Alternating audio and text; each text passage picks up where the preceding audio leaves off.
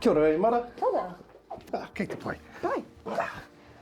Ena, kōrero mai mo te waiata nei.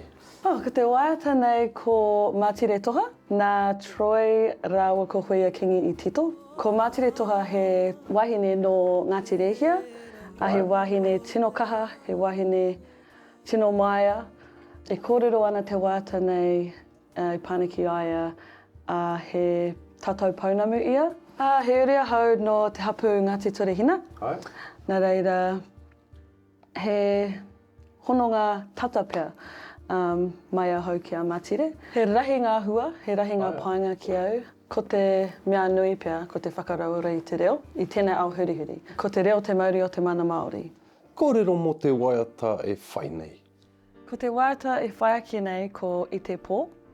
E kōrero ana te waiata nei e pāneki ngā wā ka noho te tangata I roto I te pauri. He waiata āhua whōhonu, engari he waiata pai. It's all confusion and faith is just an illusion. I'm here in the moment, make the best of every day.